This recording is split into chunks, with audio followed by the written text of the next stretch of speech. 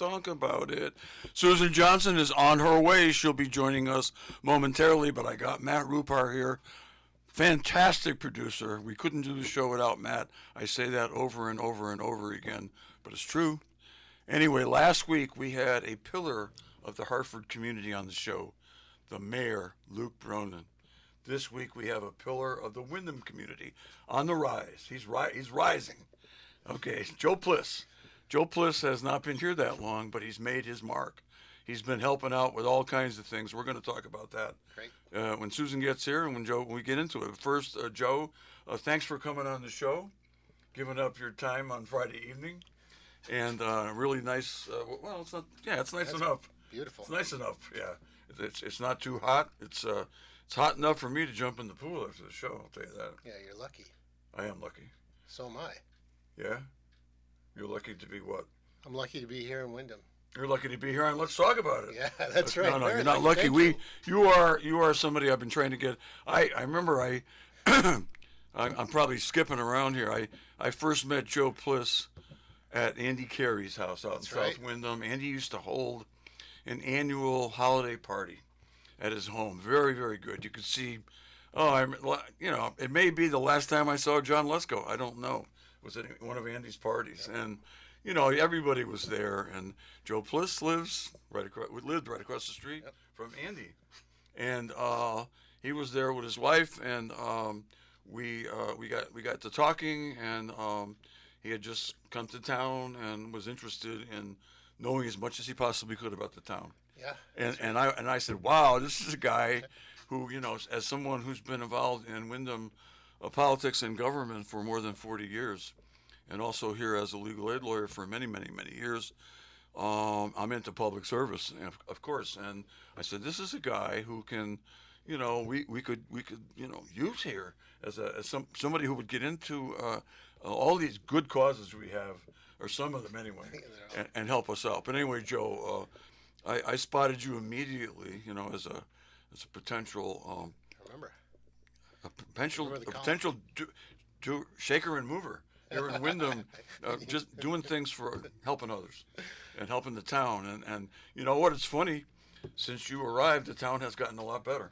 That is quite a coincidence. Some of it's coincidental. I mean, obviously, we built the community center. Yeah, which I use almost 3 times a week. That's fantastic. We are renovating the high school as new, and the Shabu stage was started just around the time you got here. That's right. And also the new parking garage, the best looking parking garage I ever saw.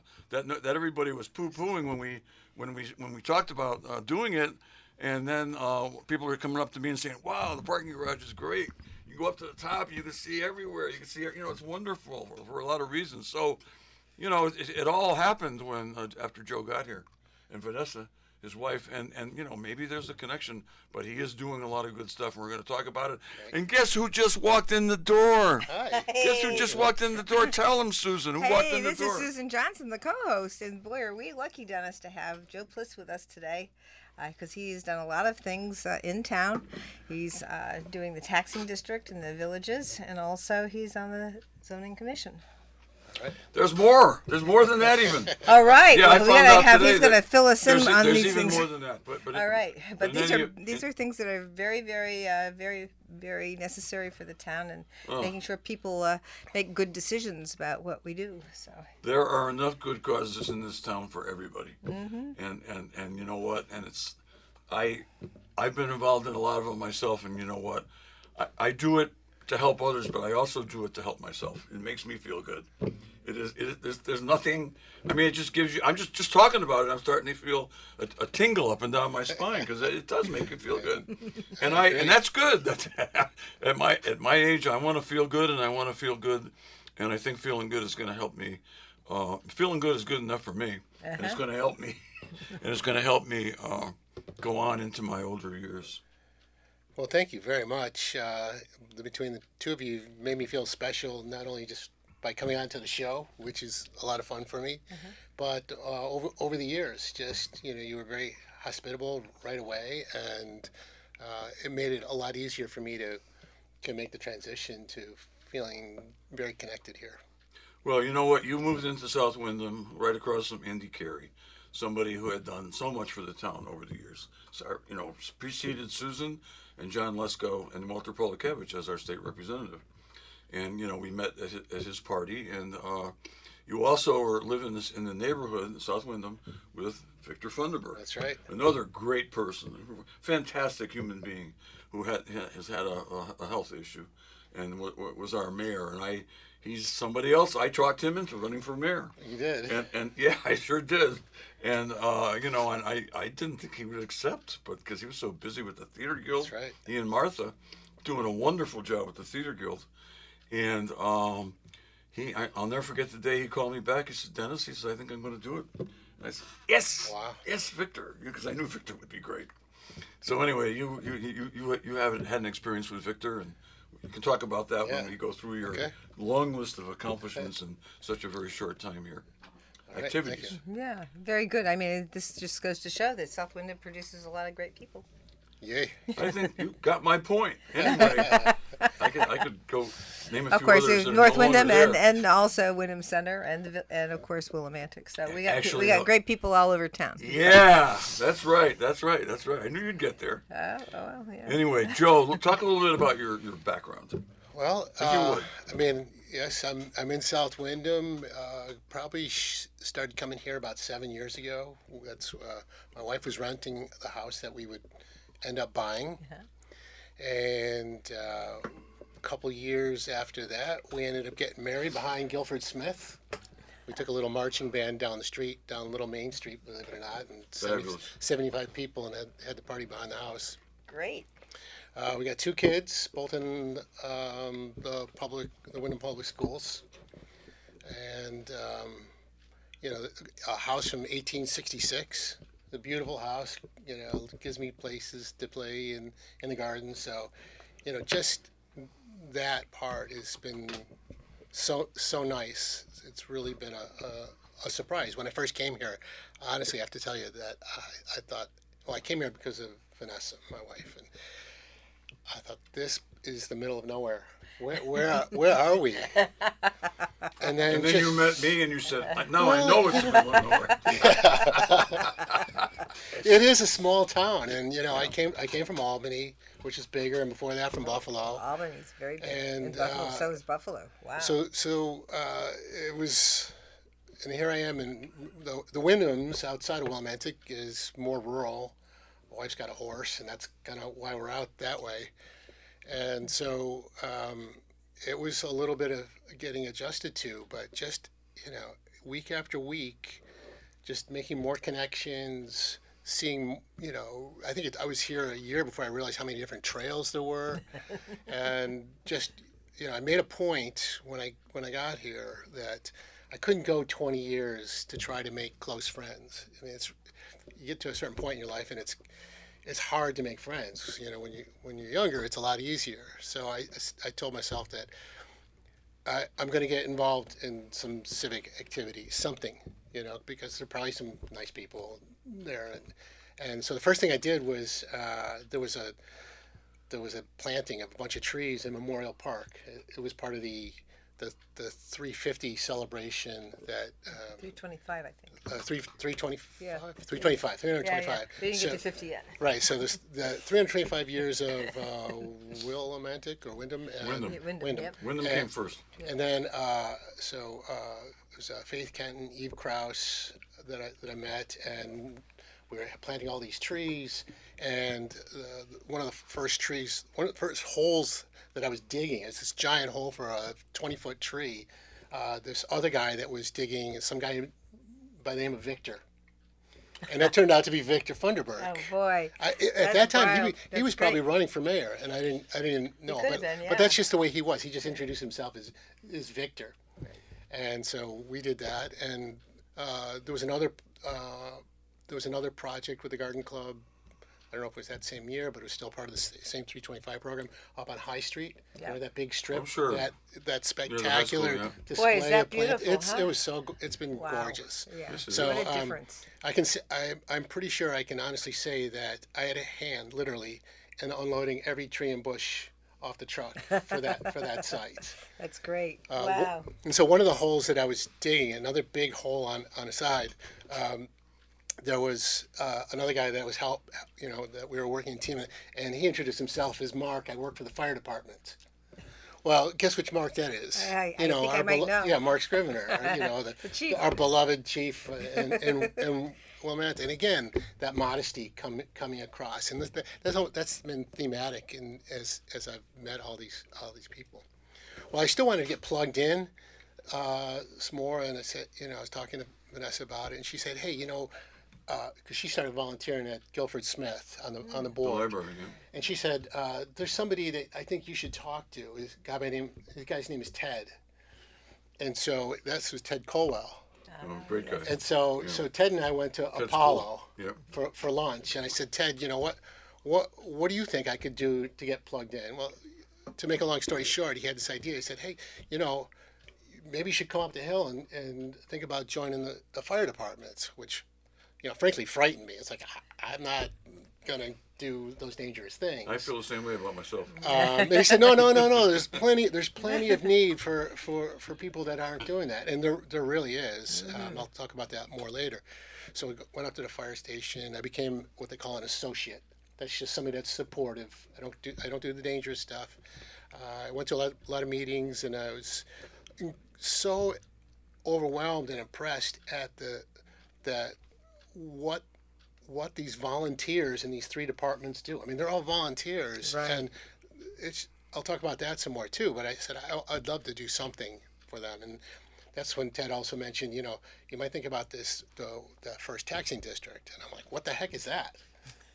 So I've been there, a couple of years. I had never heard of this thing. Well, that's the body, as you know, that raises taxes to support the three fire departments. That it helps fund the libraries and the Wyndham Youth Organization. So I've been on there for a few years, and Kevin Donahue and I jumped on at the same time, and he's just been a spectacular lead in that role, and the tone of that board or commission has just been wonderful across people from all different parties, all working really well together. It's really been incredibly satisfying. We were able to add considerable funds to the fire departments. I managed to spearhead an initiative to have a recruitment and retention committee. Nationwide, there's 750,000 volunteer firefighters, and like a lot of volunteer organizations, those numbers are trending down. That doesn't mean that there isn't something that we can do, and so we've been trying to figure out what steps we can take. So that's been up for about a year. Yeah, we need to get people off of Facebook and TV. 6,000 channels on TV, and so most of the stuff isn't worth watching, in my view, in my humble opinion. And the difference is, like, sometimes that you're on the Democratic Town Committee, and sometimes I've talked, even though some of the younger people don't want to listen to me, about the old days when I first got involved in politics. Seems like just yesterday, but it was actually 40 years ago or so. And we had people battling to be on the town committee. I mean, there would be elections, and we had one election one time where there were 40 candidates on two slates running for seats on the town committee. And it just isn't that way anymore. And it's that way with, a lot of the local organizations are the same way with Let me just say something about Oh, that, okay, it's your because turn, I have a You thought it was few your turn? ideas Okay. to remark about that. And we're in a gig economy now. And back 40 years ago, we still had a lot of businesses that employed a lot of the people here. And Oh, yeah. people now are, at the whim of whatever it is they can get for a gig to help pay the bills. And so when you're in that kind of an environment, and as even WILI will tell you that the amount of money they're able to raise for advertisement has changed because we don't have the businesses on Main Street that we used to have, and we have a lot of national, businesses like Walmart, but at least they pay property tax, and then you've got places like Amazon that aren't even in town and not even paying, and people aren't even working there. And so you don't have the same sense of community that we used to have. And so they may be online, but they might be looking for a gig to try and pay the bills. And I just think that it's a different kind of environment. And I'll just take this one step further because I digress, you know. Well, yeah, But- don't go too far. You know, I No, wasn't I won't. finished. I won't. Oh, I'm sorry.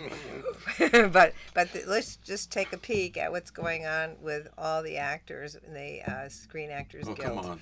They are on strike because of streaming. Yeah. The streaming has put our economy and what goes on with our radio, what goes on TV, all that kind of thing. It's a different kind of situation, and we're just kind of finding out Every these day. changes, how they've impacted us. So I won't interrupt anymore on this topic. Oh, But I just on had this to, topic. Right, on this topic. but I just thought I'd throw that in there. You're gonna learn as you go through the show with us today. It is not easy to be a co-host of a show. It's a lot easier if you host it by yourself. Although some of the interaction. I feel like I'm getting between something. Well, I think you are not the first person to ever say that. We've been out for 20 years, and it's some people who listen enjoy that back and forth between the two of us. Sometimes I enjoy it, and sometimes I don't. So far today, fine. Oh, good. But I'm glad I met with I'm your focused approval. more on younger people who are sitting around watching a lot of TV. Well, we younger people, I think, are also Not people who are subject to earning the a living. subject to the gig economy, and younger people are everybody. too young to actually be in the volunteer firefighter situation Well, that the older people are in. You have to be at a certain age in order for the insurance to work. So you also have insurance Well, to that's- contend with. that's one item. Yeah, sure. Okay. Just saying. Let's let Joe. All right. Let's move on. Okay, so you're on the board of First Taxing District Board of Directors, Right. which was created. 1981, Yeah, I think it was created by litigation. state statute. State There statute. was State a statute. lawsuit shortly after about streetlights. That's right. Yes. Well, you've researched it. Little Okay, bit. I researched it once and I forgot the details, but yes, that's true. It was they went in under state statute and did it, and I think there could have been a challenge to that, but it didn't materialize in court. But there was a case about the streetlights. That's right. Right.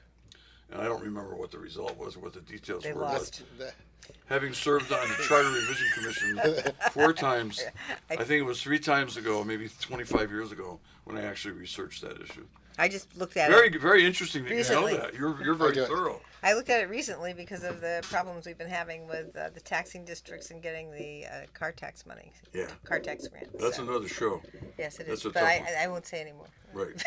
Oh, good. Well, the net of that case was the town's entitled to put streetlights up in the windows, Yeah. Yeah.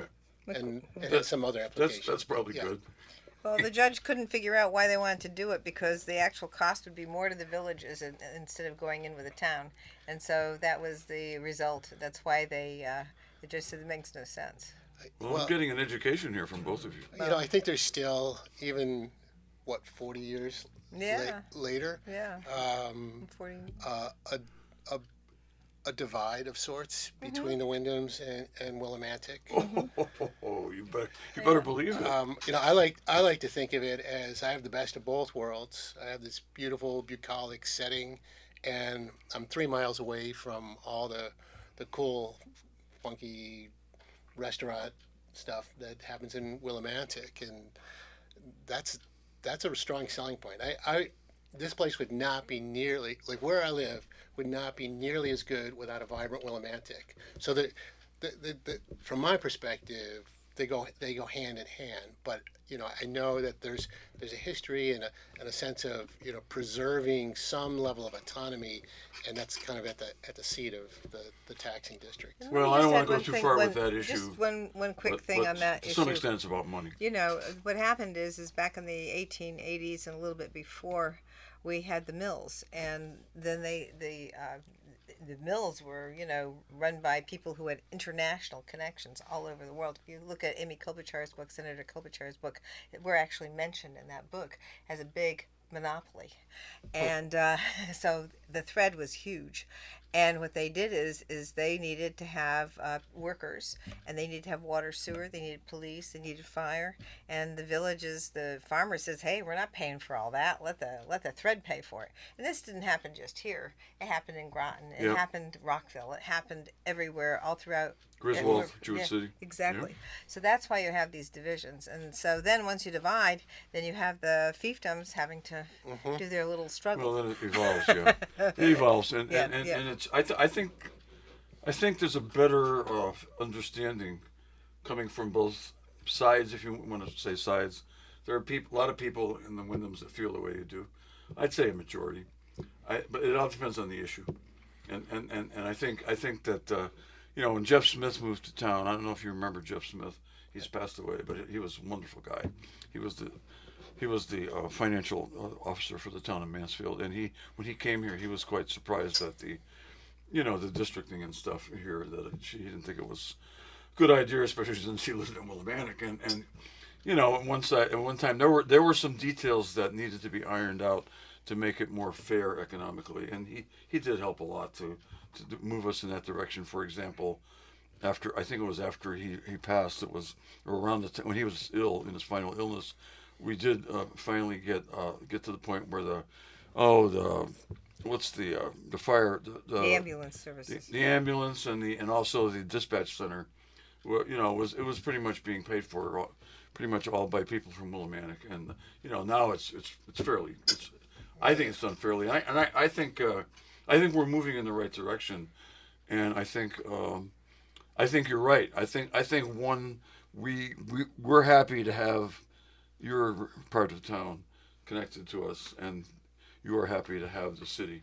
And I understand that. And one of the great things about living out here is you can be in the country in 10 minutes. Yeah, it goes both ways, Yeah, right? that's right. It goes both ways, and it's really, a lot of people here, the vast majority of people here, I think, appreciate it. Yeah, I think a segue on that is when the Giant Vac factory in South Wyndham caught fire. There was a community meeting up at the South Wyndham Fire Station, and that's where I met. Matt Vertife was up there. Susan, you came. Yep. I forgot who else was up there. Jim, maybe the town manager. I think Tom was there. But. Tom was there. Tom, And yeah, so, DeVito, yeah, yes, yeah, DeVito, yeah, the mayor. So, and that's where And so was our former mayor Victor Funderburk, I believe. that's where I got recruited sort of for the planning and zoning. Yes. And yes. so, because my thought was like, oh no, now it's going to go into that space. And through planning and zoning, I realized, okay, in 2017, we have a document, sort of a state mandated document every 10 years, plan of Conservation and development. Yeah. conservation and yeah. development. POCD. That's right. And in that plan, they talk about, enhancing the villages of the Wyndhams. Yeah, definitely. And so, like that sense of building up the villages, I think is going to be a little more sympathetic with sort of the vibe and feel in Willimantic. So that's sort of a natural thread. I think that's going to be. Yeah, I think there's a move against in the direction away from let's say provincialism.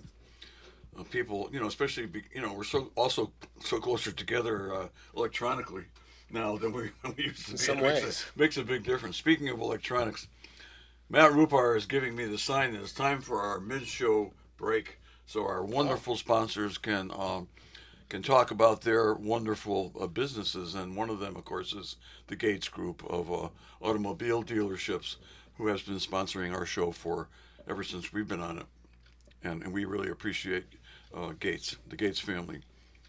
Thank you. Welcome back, everyone. This is Susan Johnson. I'm here with my co-host Dennis O'Brien and our very special guest this evening, Joe Pless, who does all kinds of things all throughout the town of Wyndham to help us prosper and do some great stuff. So we're so glad to have you here on the show. Thank you again. And so we were just talking a little bit about South Wyndham and the villages. And of course, there's also the Wyndham Inn, which is also another aspect of trying to make sure we take care of a property that needed some work. And I know there's a great group all throughout Wyndham and Willimantic working to try and make sure that works out as well. Yeah, there's definitely a core group of people that are very interested in having that villagey feel in there. Having something like the Wyndham Inn rejuvenated in some capacity is important. One of the big challenges in a lot of places across the Wyndhams is septic. You know? Right. And I like to joke. It's like, where do you put the poop? Like that's kind of the big. That's kind of what limits how much There was a development movie we're going about to that, do. a comedy movie. There's a lot of movies about that, but you do have a lot of septic and waterworks in South Wyndham because of previous problems that. We have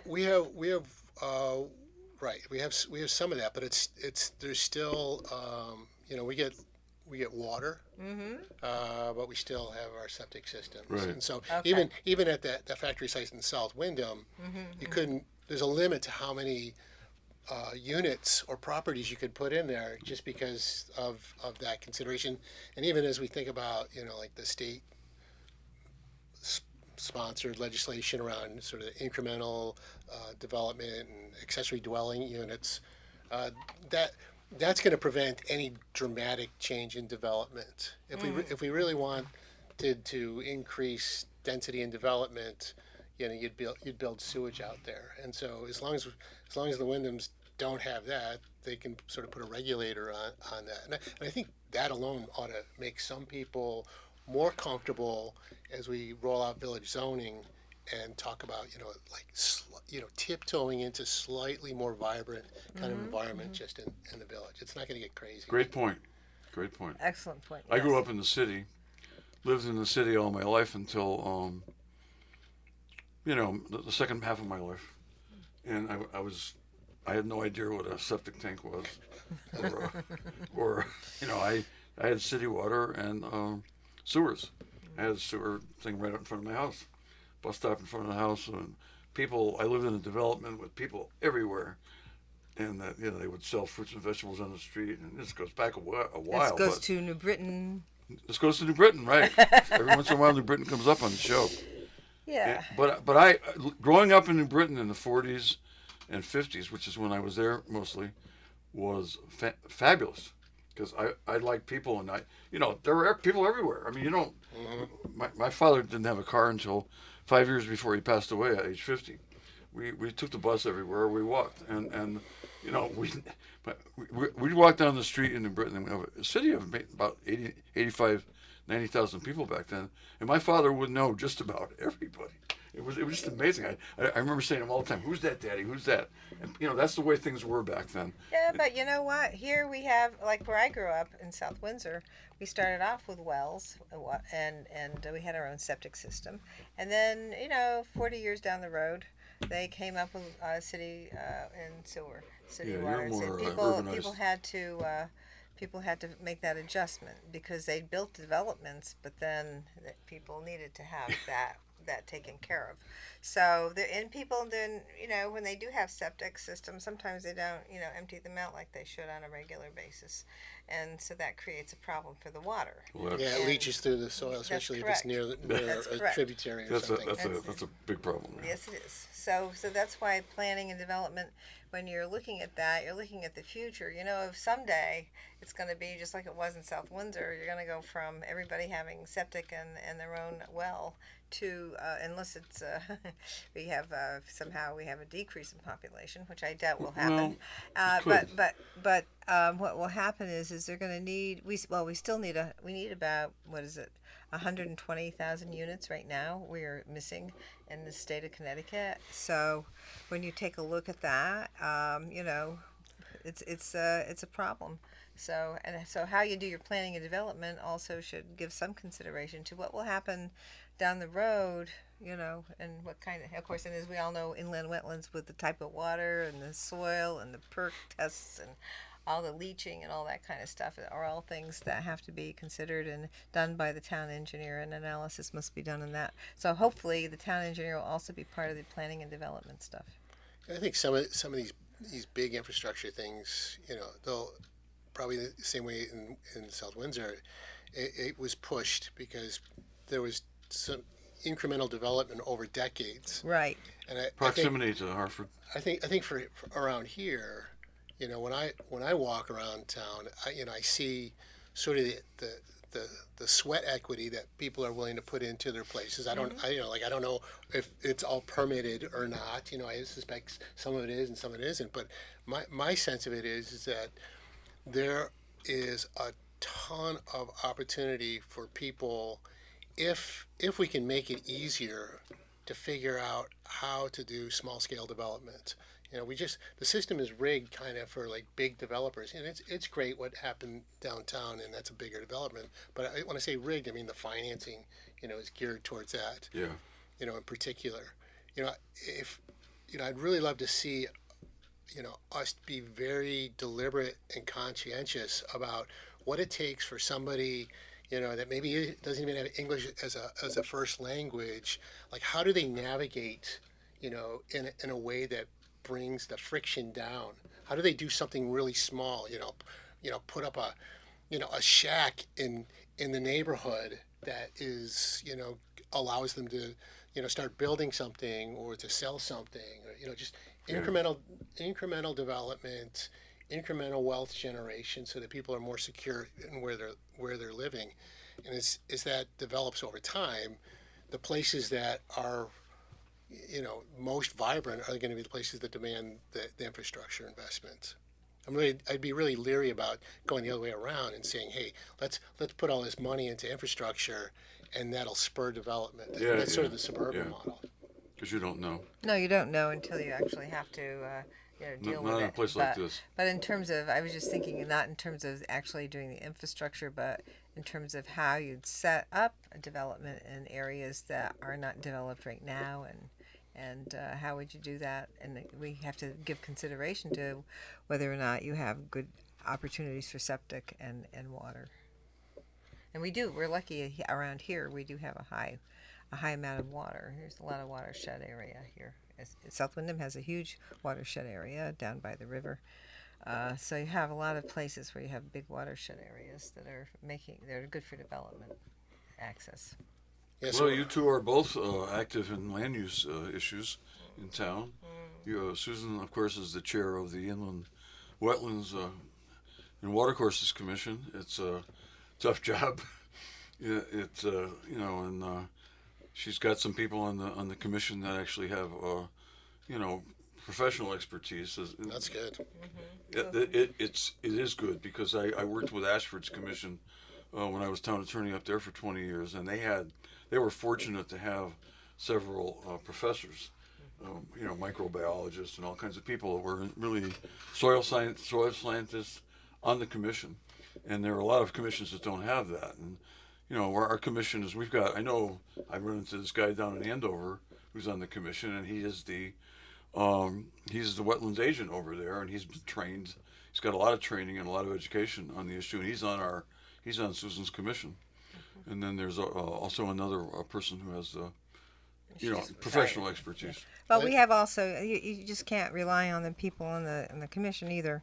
You have to actually utilize town staff, and we have engineers who are able to, make sure that we, take a look at something. But none of the people are engineers, but you do need to have engineers. You do have to understand how the soil perks and all that, what type of soil it is. And so we need to make sure that when we do all these things, we're certainly glad we have people with expertise that are inland wetlands and watercourses agents for different towns. And new one that we have that works for DEEP in the same area, Right, that's which is great. So he's an alternate, right? Yeah. And so we have all these people right now who are very, very good. And we also have people in the town hall that we have to be able to go to and say, look, we want a report. We want an engineering report on this, because we're not engineers. So we need to know. These are some of the most complicated issues. It is. We even see it bubbling up into planning and zoning. Of course. Because it's, if the wetlands rules in a certain way, invariably there's somebody in planning and zoning that brings up the wetlands issue. And so it's always like, please, I hope this went through wetlands first, because you're supposed to. Right, and that's almost always it is, and that's my feeling. It's like, okay, well, it went through wetlands, they looked at it, the decision was made, and that's so. A lot of times, when citizens are talking to the planning and zoning, it's about explaining sort of the process and method, because a lot of how business gets done is really opaque to people. They don't understand. It's hard to understand. Oh, So that's it's, complicated. Yeah. just even understanding the difference between what zoning means and planning means. And people will be, when we zone, we have basically a judicial hat on. We're saying, okay, here's the rule book. Is somebody proposing some kind of development that's according to the rule book? Like a gas station, maybe with a creative food source, or a bunch of apartments that are near a trail. And we look at the rule book, the zoning, and we say, yay or nay. Like that's the zoning part of it. That's not the time that we can plan. We might wish, like, hey, you know what? I wish we didn't put another Dollar General there, but guess Right. what? The rule book says that's just Yeah. fine. They're entitled to get their. That's We right. would get sued Right. potentially Yeah. if we Successfully. denied them. That's right. Yeah. And exactly. that's what we have to do. Well, And that's that's a just- hard thing for people to understand. And Well, that's the it's same al- with it's the also- zoning. It's the same with the inland wetlands and water courses. We have a very strict rule book, only looking at whether or not this is an impact on some type of inland wetland or water course. And if it's an upland area or one of those things, we still take a look at it, especially if it's in an area that, we could probably just say, okay, we'll just let this go because it's in an upland area. But because it's so close to other things that are, that people care about, and like the Whitewater Swamp and all that, or wherever, we have hearings, and then of course you have to be very, very strict. It's just like a court. About who comes, how they talk, not letting anybody talk about it if you have to continue it to the next time, because these are the kinds of things you can't fool around with at all. So it's a very, very, very difficult, and people don't understand that either. Yeah, as a lawyer who has represented zoning commissions and inland wetlands commissions and all kinds of land use commissions, I mean, I don't know as much as you two do about your own types of commissions, but as Joe pointed out, you have two basic functions in zoning. One is a judicial function, where you're judging a case based on the regulations. Does it meet the regulations or not? And sometimes you can impose. The regulations usually allow you to put conditions on, Yes. and just like in the wetlands, they do that all the time. They put conditions to try to make it work if you can. But and your other function though is legislative, and that's when you're making regulations, and that is, the difference between that and the judicial function is vast, because when you're doing the judicial function, you really have to behave like judges.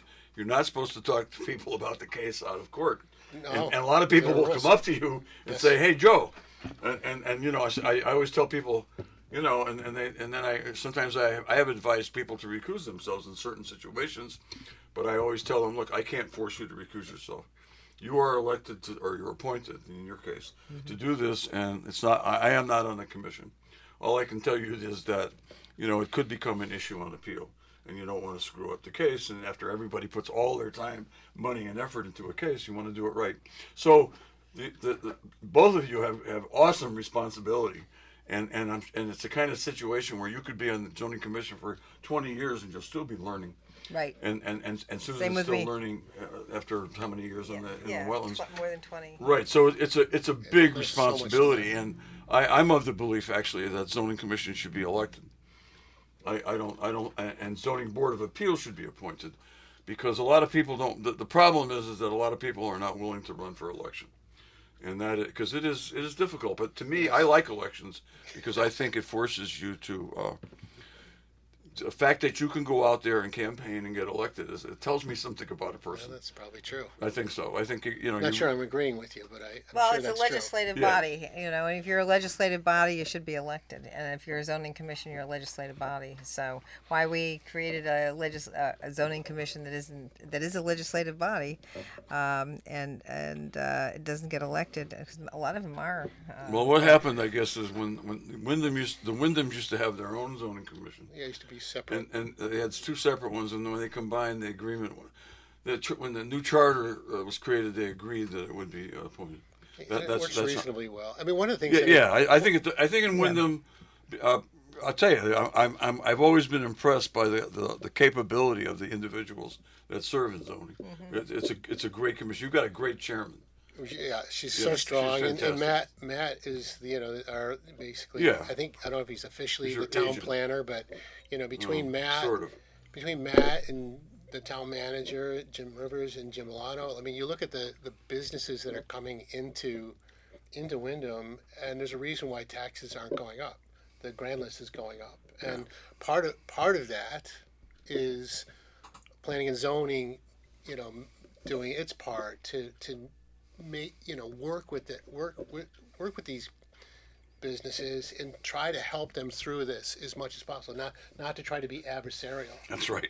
and that makes a big difference. Absolutely right. And even though I might not have the expertise of somebody like Paula, I certainly can sense when we're getting bogged down in sort of the bureaucracy and push and vote to streamline and get things moving. Yeah, I can for many we lost our industry, which was in the early '80s, early to mid '80s. We lost our big industries. So, for a long time we weren't. I can't remember anybody coming to town, at least not in a big way, and offering to do private investment. And now that it's happening, and I think some of it is happening because of all the development we've done with local amenities like the community center. Right. Like people, I know I coach Little League and I go all over the place, and people are saying, "Wow, you're doing all this stuff, and that's amazing." You got a new community center, your school's being renovated, you got the Shabu stage, the parking garage, and to add into the Whitewater thing is moving forward. All kinds of good things happening here, and that attracts people and attracts When you investment. think about it, it's like to be able to live in one of these new apartments down here. Yeah. You got the Latin Festival on Saturday. That's going to be a huge thing. It's right across the street. Yeah. I mean, this whole lower part of Main Street is just going to blow up. And Fantastic. I think other developers are smart enough and cagey enough to see that and get ahead of that. COVID put a damper on things, but it's we're still going to see the momentum. You took the words right out of my mouth about COVID, but you're right.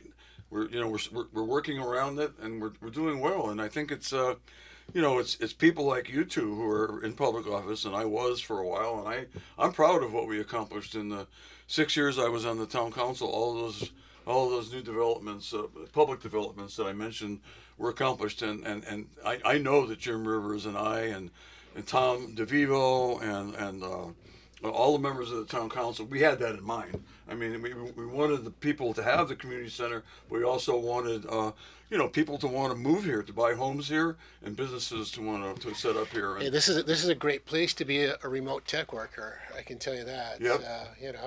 I work remotely There you go. in pharma now, and my wife is in ed tech. You got maybe more. This is a sales pitch for anybody that wants to find another place in the world to work besides a big city. Come out here. There's so much here. No, that's great. That's really good. Well, we really appreciate. We wanted to have you on the show for a while, Joe, because like I said, we met you relatively. It seemed like yesterday, and you've done so much already in such a short time, and you're raising 2 kids, and you're working, and I don't know how you do it. Although I must admit, when I was younger, I used to say to myself, "How the hell do I do all this stuff?" But you know what? I was enjoying it. I was enjoying it, and I was younger, and I had all the energy. And I have to admit, I'm considering. I've made several comebacks politically, and I'm like the Lazarus. Here we go. Here we go. I'm like the Lazarus of local politics, and I can only do that We'll for so see. long. But I'm considering making a run for public office this fall. I've been talked to by the town chair, who's a very smart woman, and Yes, she has indeed. asked me to consider running for something, and I am thinking about it. And we're in that season right now, and It's a big commitment. yeah, it is. It's going to be tough campaigning, but in any event, you have done so much, and you're already doing so much with the First Taxing District and the PZC. But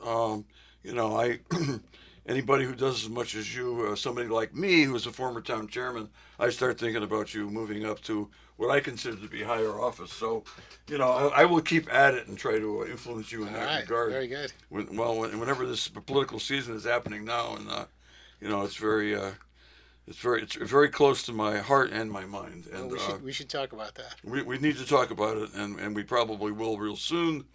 And Matt Rupar is giving me the signal that we only have 1 minute left. Any parting words for our wonderful audience, Joe? And Joe Pliss, thank you so much for being on the show. It's been a great show, and it's been great having you here at the WILI studio. Well, thank you for having me on. I'm on this show, and I do all these things because I want to feel connected to this town. I feel blessed to have met so many wonderful people, and that's what motivates me to do all these things. And there's plenty of opportunity for anybody who wants to roll up your sleeve. Well, thank you so much for being on the show here, Joe Pliss. We're thrilled that you were here, and we have a great show planned for next week too, right, Dennis? I think so, Susan. Who we got next week? It's Commissioner Sean Scanlon. Sean Scanlon, will that's be right, on the next commissioner of the state comptroller. Comptroller. He's yes. going to be with us, and Yes. wow, we're on a great roll with Luke Bronin, Joe Pliss, and then we got to get a woman on. Oh, we will. Okay. The following week, I think we're going to have the Secretary of the State. Secretary of State is coming on the following. That's right. So we got a great lineup of Yes, shows. When I look back on some of the shows we've done this year, we've had consistently great shows. And Joe, you've contributed to it, and we really appreciate you being here. All right. Thanks thank a you very lot. much. This is Dennis O'Brien with Susan Johnson and Joe Pliss of the PZC, Planning and Zoning Commission, and the First Taxing District Board of Directors. Matt Rupar is here. Thank you so much for listening. Susan Johnson is also here, our state representative. Thank you so much for listening. And we'll be back next week with another great guest. And we just told you who he was. Thank you.